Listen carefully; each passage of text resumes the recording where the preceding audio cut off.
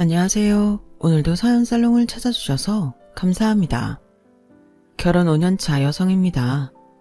지난주에 저희 엄마 49제를 지냈어요. 그동안 잔병치레 한 번 없던 엄마였는데 갑자기 극심한 두통을 호소하며 병원에 가셨다가 검사 결과도 나오기 전에 그만 세상을 떠나고 마셨어요.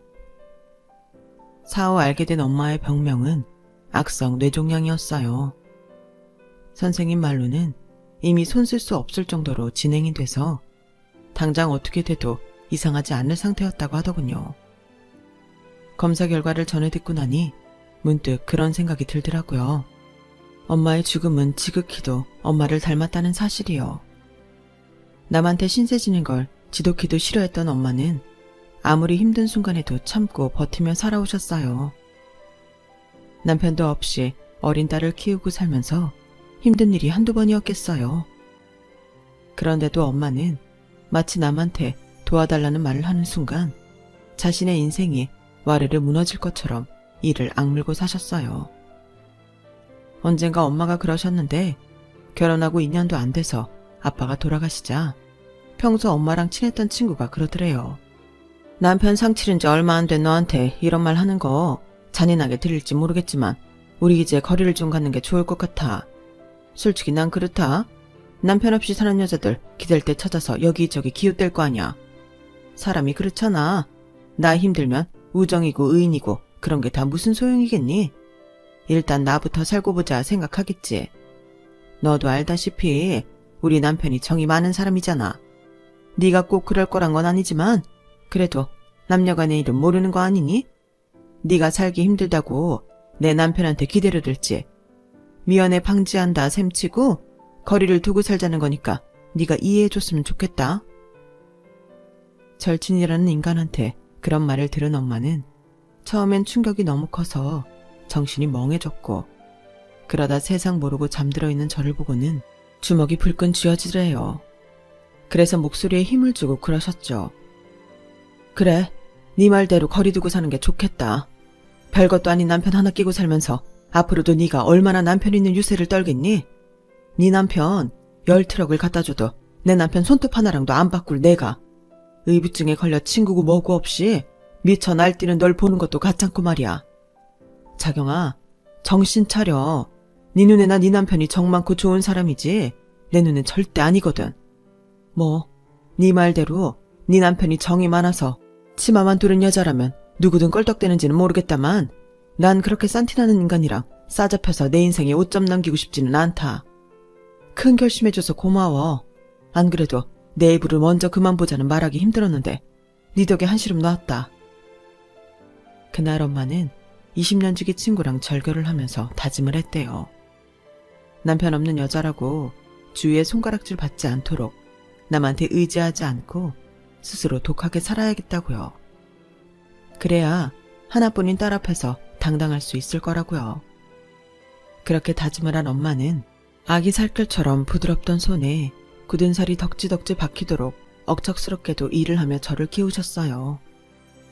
자라면서 엄마가 우는 모습은 단 한 번도 볼 수 없었을 정도로 엄마는 세상 누구보다 강한 분이셨어요. 그런 엄마를 보고 자란 저 역시 남한테 의지하기보다는 뭐든 내 손으로 직접 이루어야 직성이 풀리는 성격으로 자라났죠. 넌 여자니까, 넌 힘이 약하니까 같은 말들은 개나 줘버리라는 식으로 남학생 못지않게 힘쓰는 일도 마다 않고 지냈어요. 그래서 제가 속해 있던 동아리 사람들은 저를 두고 작은 거인이라고 불렀죠. 제가 얼굴 곱상한 천상 여자처럼 보이지? 절대 아니야. 팔씨름도 남자한테 이겨먹는 애라니까. 얼마나 독종인지 몰라. 나중에 누가 쟤를 데려갈지 그 남자 앞날이 훤하다. 남자 선배들은 술자리를 가질 때마다 이런 말로 저를 조롱했지만 맨정신에는 제 앞에서 입도 뻥끗 못했어요. 팔씨름은 물론 제가 태권도 유잔다였던 탓에 주먹으로도 저한테 상대가 안 됐거든요. 새학기가 되자 신입생이 들어오면서 저희 동아리에도 신입이 들어왔어요. 그중에는 재수를 해서 저랑 동갑인 신입생도 있었어요. 키도 크고 몸도 좋아서 힘으로는 누구한테도 안 밀릴 것처럼 보였죠. 그러자 남자 선배 몇몇이 저랑 팔씨름을 해보라고 바람을 잡더라고요. 그러자 신입이 대뜸 쪽팔리게 여자랑 팔씨름을 하라고요? 이러지 않겠어요. 그 말에 자존심이 팍 상한 저는 당장 한판 붙어보자고 나섰죠. 그렇게 통성명도 하기 전에 팔씨름부터 하게 되었는데 테이블에 마주 앉아 손을 딱 잡아보니 알겠더라고요. 내가 지겠다는 걸요. 악력이 장난이 아닌 거예요. 그리고는 순식간에 제 손목이 훅 넘어가 버렸죠. 남자 선배들은 신입의 첫 승에 자기 일처럼 기뻐하더군요. 축구 대표팀이 월드컵 16강에 오른 것처럼 미친놈들처럼 발광하며 날뛰는데 그 꼴을 보니 기분이 더 상했어요. 오히려 첫 승을 따낸 신입은 난처한 표정이더라고요. 그게 더 화가 났어요. 이겼으면 당당하게 좋아하든가 왜 내 눈치를 보냐 이거죠. 그러면서도 머릿속으로는 다음 판을 해보나 마나 질 게 뻔한데 꼭 해야 하나 싶더라고요. 그래도 이대로 포기하자니 자존심이 허락치 않아서 끝까지 해보기로 했어요.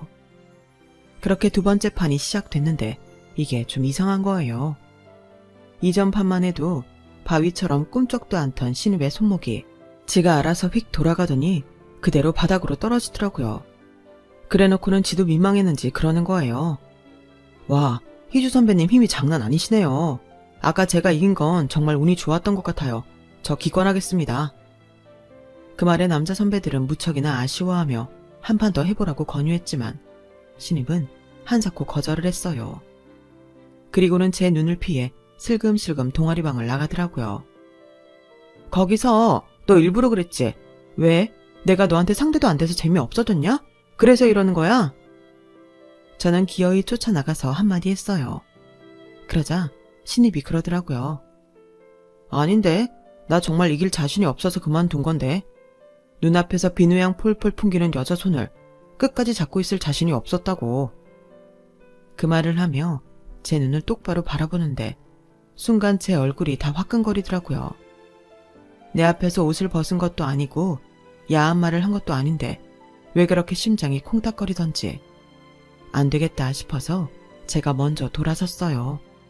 그랬더니 제 등 뒤에서 그러더라고요. 희주 선배, 앞으로 남자들이랑 팔씨름하지 마.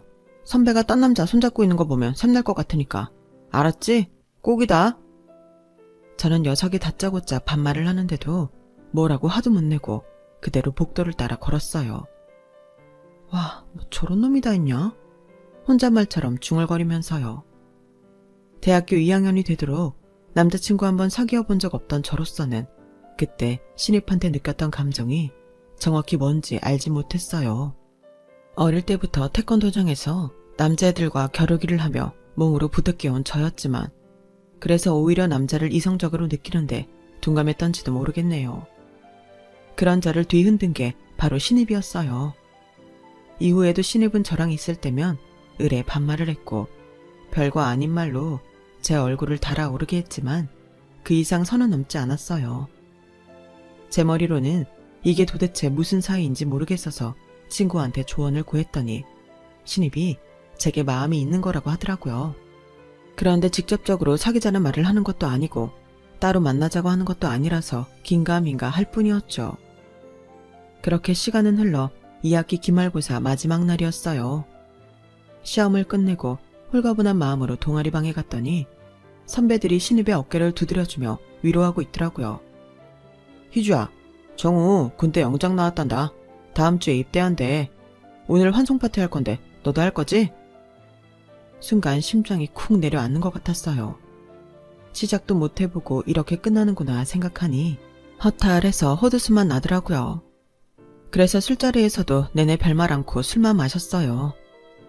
맥주를 잔뜩 마신 탓에 화장실이 급했던 저는 종종 걸음을 치며 화장실이 있는 옆 건물로 들어갔어요. 그렇게 볼일을 보고 나왔는데 건물 입구에 누가 서 있더라고요. 화장실 때문에 입구 문은 열어놓았지만 건물 내 불은 다 꺼져 있던 터라 입구에 서 있는 사람 얼굴은 보이지 않았어요. 제 발소리에 사람이 계단을 걸어 내려오는 걸 분명히 알았을 텐데 고개 한번 안 돌리더라고요. 순간 손에 땀이 났어요. 제가 아무리 태권도 유단자이긴 해도 술까지 잔뜩 마신 데다가 온전히 발을 뻗을 공간도 안 되는 상황에 상대가 흉기라도 들고 있다면 꼼짝없이 당하게 될 테니까요. 그래서 발걸음을 멈추고 상대가 건물을 나가기를 기다렸어요. 그런데 희주 선배, 나 여기서 언제까지 기다려야 돼? 할 말 있어. 내려와봐. 그제야 안도의 한숨을 쉰 저는 계단을 따라 내려왔어요. 설마 쫄았던 거야? 천하의 윤희주가? 우리 희주도 여자는 여자구나. 뭐? 이 자식이 어디다 대고 우리 희주래. 너 군대 간다고 선배 앞에서 너무 막 나가는 거 아니야? 아, 군대만 아니면 내 손에 어디 한 군데 쥐어 터진 건데. 너 운 좋은 줄 알아라. 그리고 몸 조심하고 잘 다녀와. 뭐야, 면회 한번 안 올 사람처럼. 면회 올 거지? 나 기다린다. 그러거나 말거나. 말은 그렇게 했지만 신입이 자대배치 받고 처음 면회를 갔던 사람이 저였어요. 다짜고짜 전화를 해서는 면회 오라고 하더라고요. 저는 그냥 가벼운 마음으로 치킨을 사들고 갔는데 막상 가보니 제가 첫 면회였더라고요. 대개는 부모님이나 여자친구를 부르는데 신입이 저를 불렀던 거예요. 그러면서 첫 면회자로 저를 선택해 준 걸 고맙게 생각하라느니 못 본 사이 피부가 까칠해졌다느니 하면서 PX에서 산 화장품을 주더라고요. 서로 투덕대며 떠들다 보니 면회 시간이 끝나서 신입을 뒤로하고 부대를 나왔어요. 그런데 나도 모르게 울컥한 거예요. 따지고 보면 우리는 아무 사이도 아닌데 말이죠. 그 후로도 저는 시간이 날 때마다, 아니, 일부러 시간을 내서 신입 면회를 다녔어요. 서로 간에 사귀자는 말은 없었지만 신입의 부대원들은 저를 신입 여자친구라고 알고 있었고 저도 신입도 그 말을 부정하지 않았어요. 그렇게 얼렁뚱땅 연인이 된 우리는 신입이 제대를 하고 대학을 졸업할 때까지도 관계가 이어졌어요. 이제는 둘 다 어엿한 직장인이라서 학생 때보다는 씀씀이도 나아졌지만 이상하게 용돈은 늘 쪼들리곤 했어요. 그건 바로 우리의 데이트 패턴 때문이었죠. 남자친구가 나름 미식가여서 만날 때마다 맛집을 찾아다니다 보니 별로 하는 거 없이 밥 한 끼 먹고 헤어지는데도 돈이 꽤 들더라고요. 그래서 생각도 못해 데이트 식비 좀 줄일까 하는 마음에 남자친구 집에 반찬거리를 싸들고 가서 음식을 해먹었어요. 그랬더니 제가 만든 음식이 입에 맞았는지 그러더라고요. 야, 너 음식 솜씨가 장난이 아닌데? 딸은 엄마 음식 솜씨 담는다는데 어머님도 솜씨가 좋으신가 봐. 당연하지. 우리 엄마가 식당 경력이 몇 년인데 동네에서 맛집으로 소문났다고. 그래? 그럼 언제 인사도 드릴 겸 어머니 식당에 갈까? 남자친구는 그저 맛있는 밥 한 끼 먹으러 오겠다는 얘기였을 테지만 저는 그 말에 설렜어요. 왜? 밥 먹으러? 아니, 결혼 승낙 받으러. 나 다음 달이면 적금 만기거든. 물론 은행 대출도 받아야겠지만 그래도 지금 상황이면 집도 마련할 수 있을 것 같아. 오래 기다려줘서 고마워.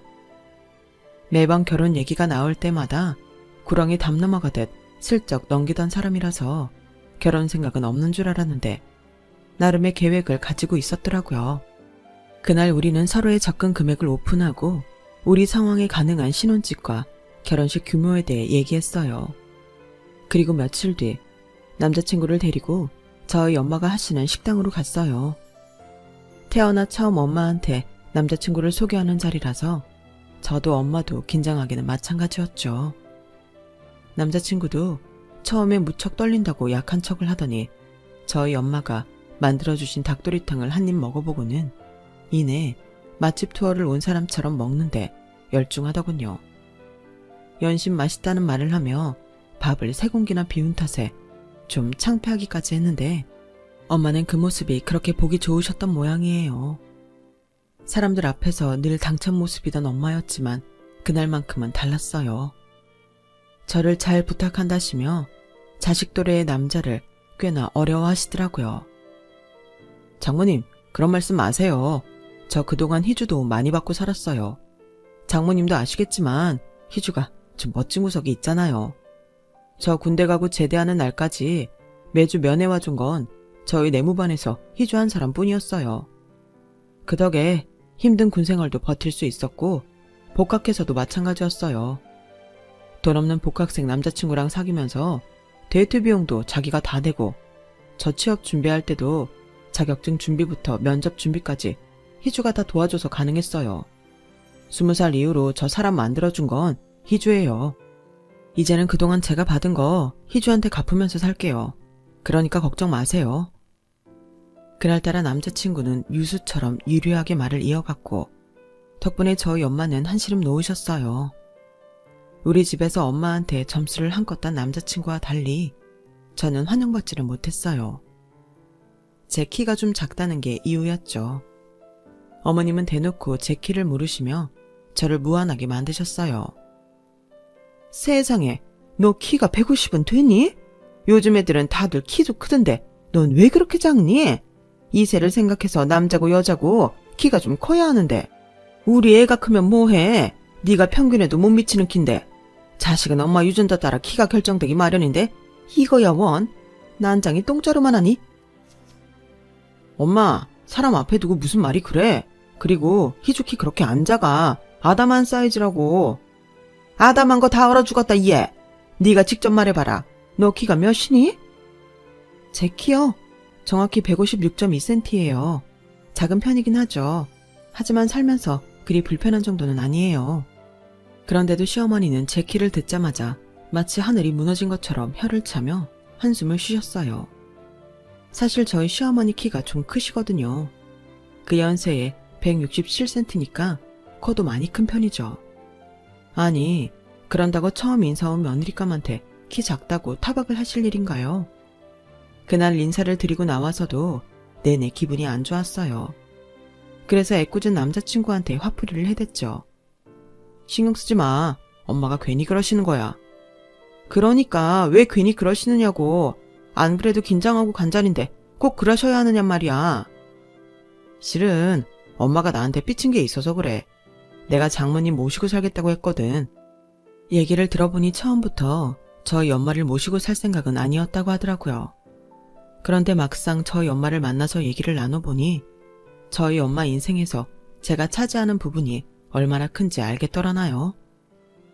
남편도 없이 딸 하나 믿고 살아오셨는데 내가 너만 속 빼가면 어머님이 얼마나 적적하시겠어? 30도 안 된 나이부터 딸 자식 때문에 재혼도 않고 사셨는데 그 인생을 보상해드리지 못해도 조금이나마 위로는 해드려야 하잖아. 그래도 자기 부모님이 싫어하실 텐데 그래도 돼? 게다가 엄마 모시고 살려면 집도 우리 계획보다 더 큰 데로 이사가야 할 텐데 돈은 어쩌고. 하는 데까지 해보지 뭐. 정 안 되면 장모님께 좀 도와달라고 하지 뭐.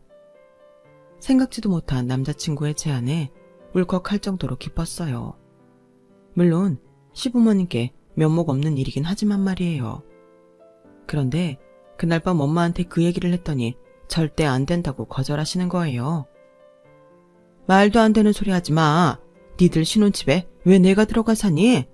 날 눈치 없는 늙은이로 만들 참이니? 나도 이제 내 인생 즐기고 살 거니까 너도 엄마 걱정하지 말고 네 인생 살아. 정서방한테는 네가 얘기 잘해주고.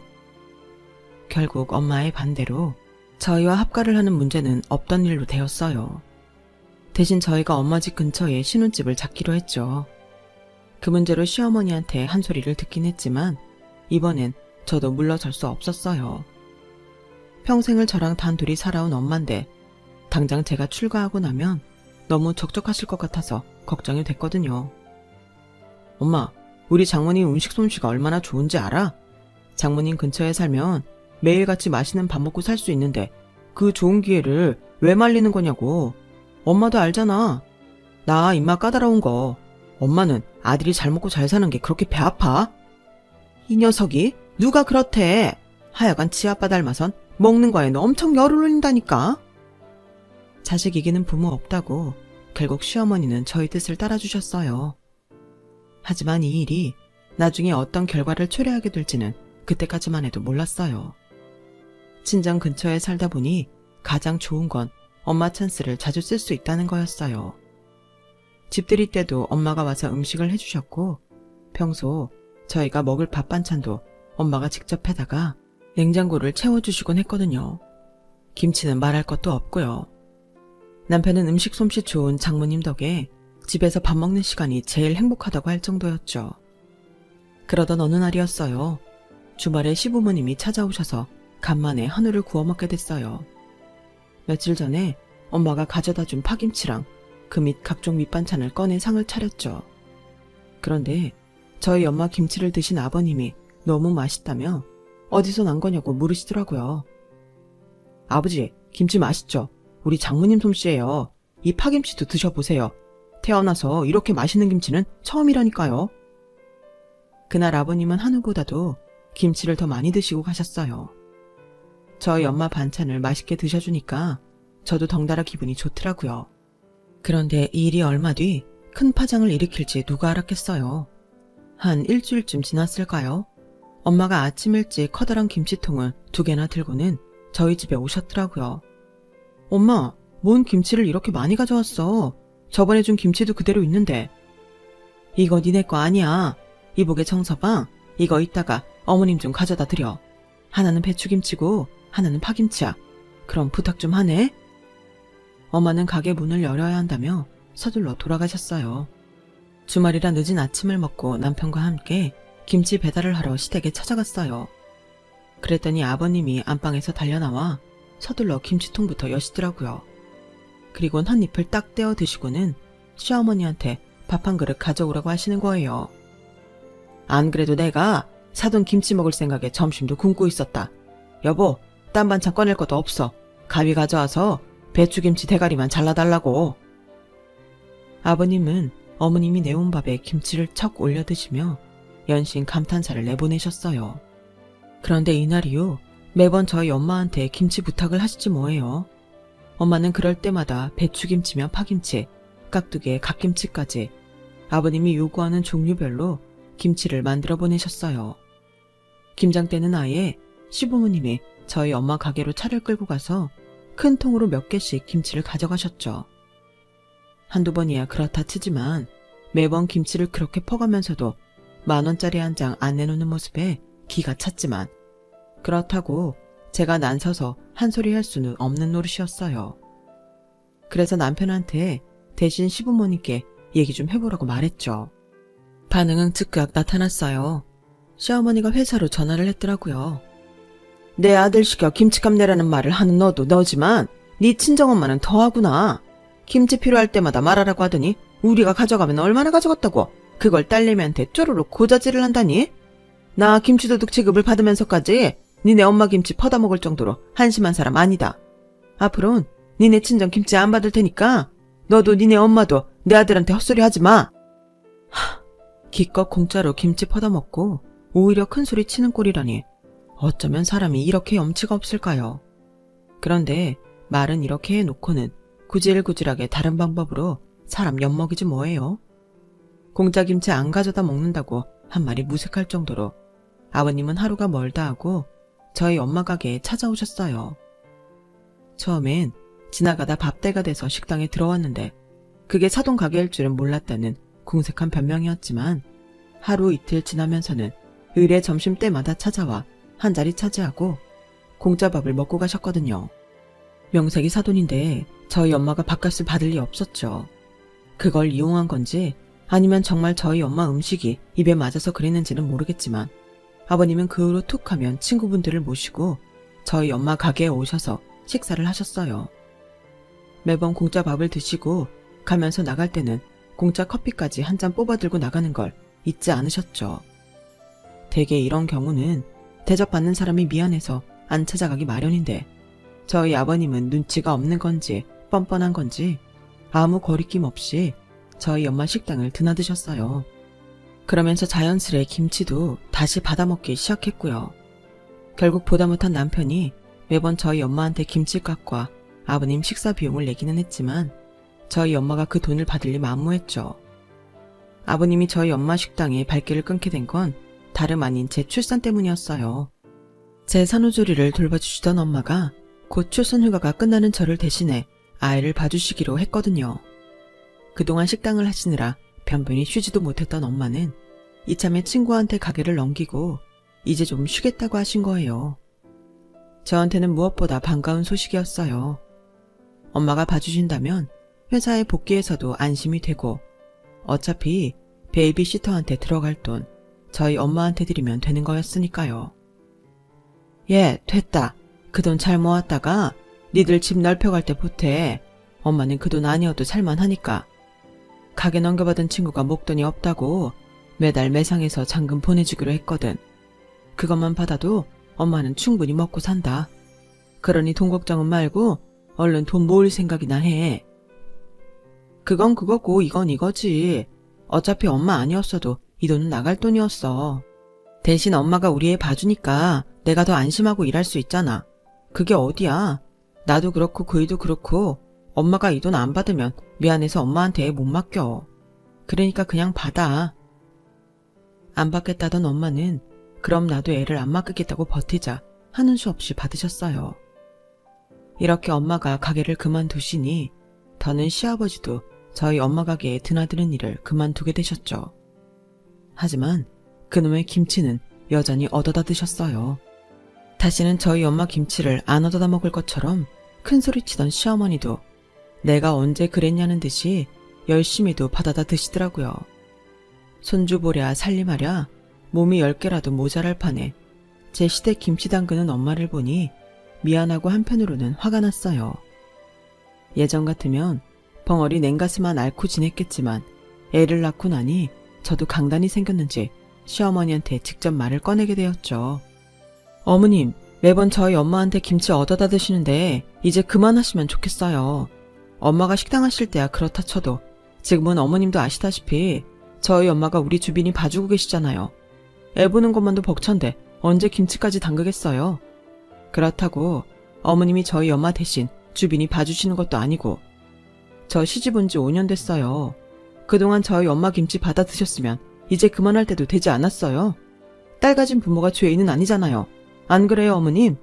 게다가 일전에 어머님이 하신 얘기도 있고 자기 입으로 더는 공짜 김치 안 얻어먹겠다고 한 터라 어머님은 제 말에 아무 대꾸도 못하셨어요.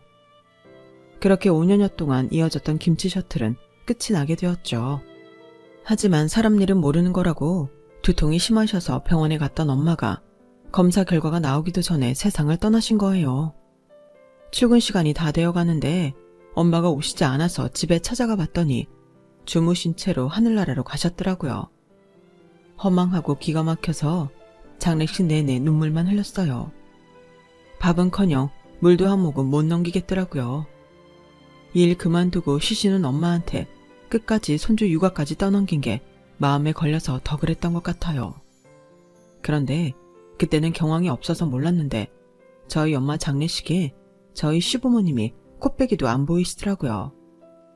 장례 기간 동안 저희 애를 봐주시느라 그랬다고는 하지만 그래도 사돈간에 조문도 안 오는 건 너무하지 않나요? 그런데 그보다 더 황당한 일이 생긴 거예요.